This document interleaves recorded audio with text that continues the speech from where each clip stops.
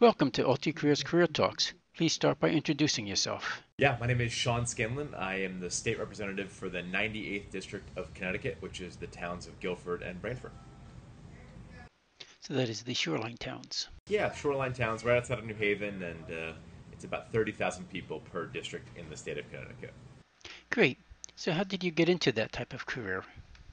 So my father was a police officer, my brother was a police officer, and my brother-in-law is a police officer. So I'm actually the only guy in my family that's not a police officer. But I got very interested in politics as a high school student doing a book report on Bobby Kennedy. And I got assigned this book report. I had no real interest in politics whatsoever. My family was not really political, but I read this book on this guy, and it completely changed my life and really opened my eyes to the fact that you could have a job where you go to work every day and you try to solve problems and help people in your community. And I decided to just keep going with that. I studied in college, and shortly after I came back to Guilford, where I had grown up, I decided to run for office. That's fantastic. Now that you're doing it, what would you say a typical day is like? Yeah. So, what I love about politics is that fact that there really is no such typical day. So, if you're the kind of person who doesn't necessarily like to go and just do the same thing over and over again, you like to learn a lot about different kind of things. Politics is a great business because I may be going from here to learn about shellfishing in my district, people that are catching oysters and clams off the Sound, and then go from there to a meeting about healthcare for seniors, to a meeting to talk to a farmer about some sort of things that are happening with agriculture. Every day is very different. But a typical day is I go early in the morning up to my office in Hartford. I try to get there before everybody else on the team does, so that way I can sort of have some time to read the news and read my emails. And then around 9 o'clock, things start to bustle a little bit. People start coming in and saying, hey, I need you to sign this, or I need you to make this phone call to somebody who called your office yesterday looking for help with this. I may need to make some follow-up phone calls to some different state agencies where if somebody says, hey, Representative, I'm having trouble accessing the VA system, and I'm a veteran from Vietnam. Can you call the VA and try to square this away for me? So I'll work on that. My office will work on that. And then I may have some events to go to in the evening. So, for example, tonight I have 2 or 3 things to go to just around the community to celebrate certain businesses or to honor somebody like an Eagle Scout who's being awarded something. So every day is different, and I love that about it. And I'll tell you a quick story that when I first got involved in politics, I worked for a guy named Ed Meyer, who was our state senator here for a long time. And he told me the favorite thing that he liked about politics and government service, public service, was that you could open up a newspaper, which is kind of dated now. People don't necessarily open newspapers too much anymore, but you could go online to a news website and you could see any article there about any problem that was happening in our society. You can go to your office and try to do something about it. And so I really try to live my life like that in my time in public service to just mean that if people bring me problems or if I find out about problems, I want to try to go to work and do something about it regardless of what the topic is. Sounds interesting. And how about when you're actually actively in the legislative chambers? So the Connecticut legislature meets formally in the chamber from January to June in the odd numbered years and from February to May in the even numbered years. So that's the time that we're actually making the laws during the year. The rest of the year is actually the stuff that I probably like the most, although I do like writing the laws and passing bills and things like that. Um, it's the constituent service work. It's the people calling your office needing help. It's the fact that the town wants to build, a new lane on a highway and they need some help getting some money for that. Or the police department needs help getting new radios for their equipment. That's the kind of stuff that I like the most. But the legislative side of it is where you take that idea from the newspaper and then you actually go and try to write a bill about it and pass it into law. And so I've been fortunate to pass a couple laws in my time in the legislature that I'm very proud of. But it's a hard work to go from my idea to getting all your colleagues on both sides of the aisle to agree with something, to pass it, to get it passed by the state senate, and then ultimately signed by the governor. It's a long 6-month process usually, but it's very rewarding when you can do it. Do you need to have a background as an attorney in order to participate in the legislative process to write a new law? One of the more common misconceptions about politicians is that all of them are lawyers. It's meant to be, back to our founding fathers. They wanted to have a citizen legislature. They wanted to have people from all different backgrounds. And then for some reason, it sort of became more about people that had backgrounds in law. But you actually don't need a law degree to write. And I, at one point, wanted to be a lawyer and thought about going to law school. I worked in law for a little while and realized I didn't really like it too much, and I wanted to just sort of go a different path. But you don't need to be a lawyer. There's a guy who works for me who is a staff attorney. So when I have an idea for a bill, I'm basically writing an idea on the back of a napkin, so to speak, that we want to, pass background checks for Uber drivers, for example, is a bill that I pass. That lawyer then takes it and writes it into all the legalese language and puts it in a certain format, and I just got to go out there and sell the bill and work with my colleagues to get it passed. But I don't need to necessarily know all the legal jargon and background to do that. So far, we've talked about the favorable aspects of the job. How about the less desirable aspects that you perhaps may dislike? Yeah, we are sort of in the middle of a very crazy time politically, and there's a lot of divisiveness in our politics these days. And so, what I think people dislike the most about politics, whether you're a politician or whether you're a citizen, is the amount of fighting that goes on in politics. And so I've really made it my business to try not to do that. Most of the bills that I've been able to pass in my life have been bipartisan, meaning that they have support from Democrats and Republicans. Over 85% of the bills that I've passed are bipartisan bills.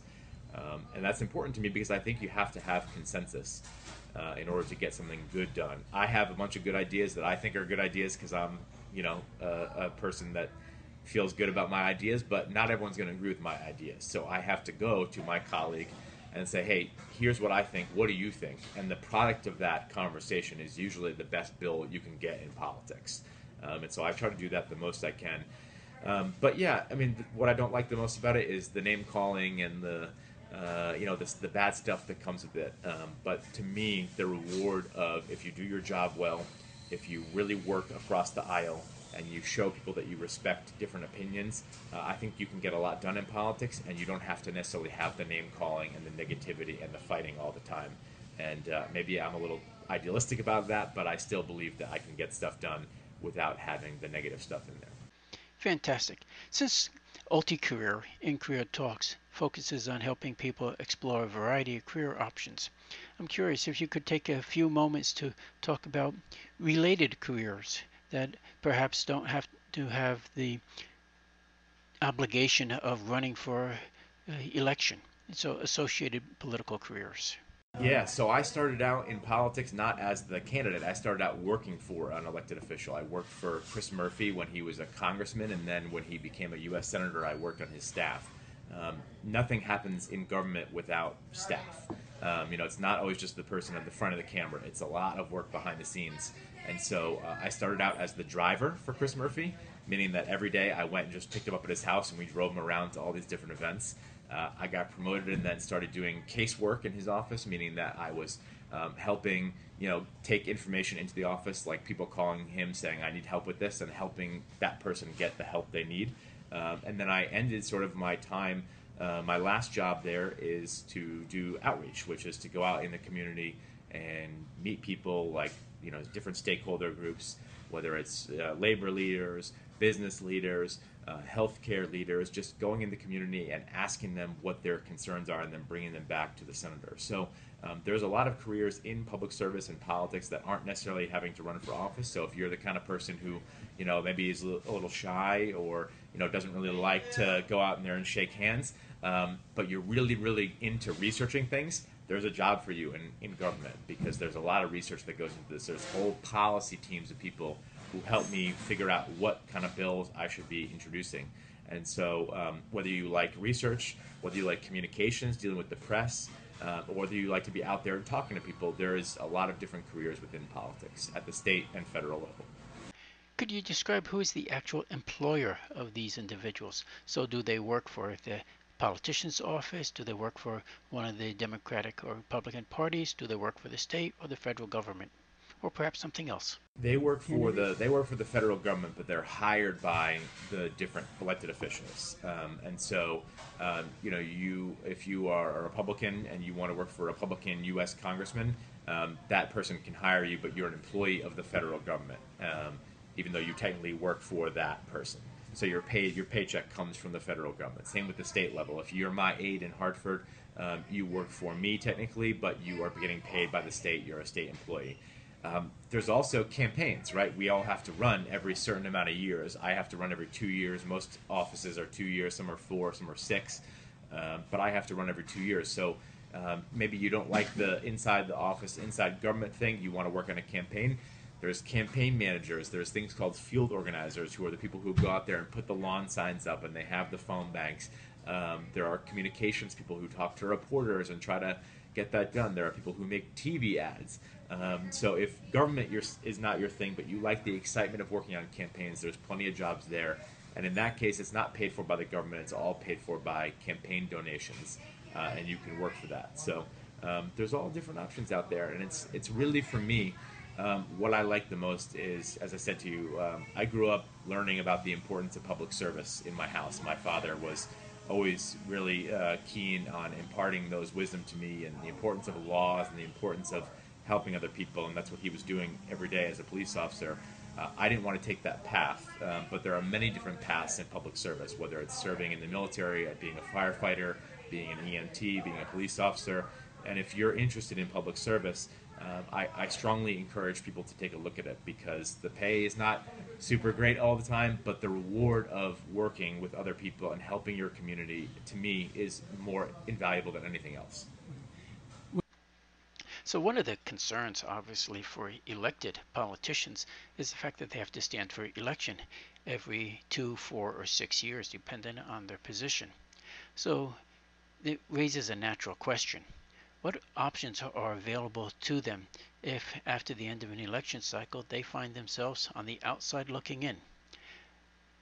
Are there options in, say, elsewhere in the private sector that these people find their political careers position them well for? Yeah, I haven't had to think about that yet in my life, which is nice. But I think a lot of people that I've worked with over time, usually what happens is they may work in the public sector for a little while, and then they go into the private sector. And so, politics and government touches every single sector of the economy and everything in society. And so if you learn some skills and you learn how the system works, there are so many companies out there that have government relations jobs. That's the primary interaction that I have with a business. I chair the insurance committee currently, so 60,000 people go to work every single day in the insurance industry in Hartford, and all of those companies have people that's sole job is to follow what we're doing in politics and to work with us and to make sure that we know all the information we need to know. So a lot of times people will go and transition from working in the public sector to then working for one of those companies, and then sort of working back based on the skills that they have of knowing how the system works, knowing how a bill becomes a law, knowing the different personalities in government and politics, and then using that to help a business, for example, or a hospital, or a nonprofit even. All those entities have some stake in what happens in the Capitol in Hartford or in the Capitol in Washington, and they need a team of folks that can work there to make sure people know what's going on. And so the most common thing, I think, would be for that. And then some people go into media. Some people who work on the communication side in politics, they understand how that works. They become TV reporters. They become commenters.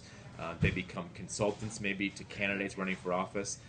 So I would say the nonprofit sector, the government sector in terms of government relations, or they'll go into the consulting world and help other elected officials with the skills that they've gotten. Excellent. Speaking to our Career Talks audience and people in general, what advice would you give to someone who is considering a career in public service?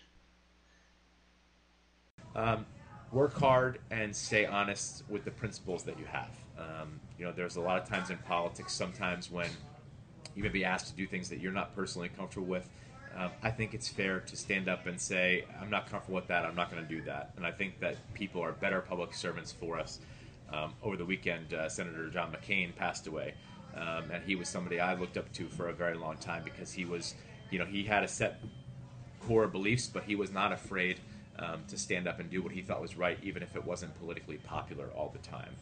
And even if that meant going against his own political party or doing things that weren't necessarily politically popular, if he thought it was right. And I think that's something that myself and all public servants should strive towards, which is to just do the right thing. And regardless of the politics, regardless of the political pressure you may be under, do what you think is right. And I think if more folks in politics did what they thought was right, or stayed true to their beliefs, we'd have a better system going on right now. We'd have a better system of politics. But if you're idealistic about the fact that you want to change the world or change your town or your state or your country, I say go for it. I think we need more people who have that attitude, who have that idealism, who want to serve in government. And I think that there's a lot of work that we can do together on a bipartisan basis to actually improve our communities. And that was the first thing that got me involved in politics. I read about the Kennedys, and they were all about asking people to serve a higher calling, which was this notion of helping other people in public service. And I think it's very worthwhile, and I hope that other people consider it as a career. For those who are interested in politics as a career in public service, what advice would you give them for preparation for such a career? Yeah, I think just knowing about current affairs, knowing about what's going on in your community or in the wider state or country, having a good foundation on issues always certainly helps. But the most important thing is that desire to serve. It's a job that you can pick up pretty easily with the right people helping you. And there is no necessarily background that you need to have. Like I said, you don't need to be a lawyer. I used to think you had to be a lawyer to be in public service. You don't. You just need to have a desire to do the right thing and to help your community and a will to get out there and do it. And if you have that, you can pick it up pretty easily and really find that you can make a difference quite quickly. This has been fantastic. Any final words you'd like to share with our UltiCareer and Career Talks audience? No, just to thank you for doing what you do and try to help folks out. And if I can ever help that, you can find me pretty easily on Google, and I'm always happy to answer any questions.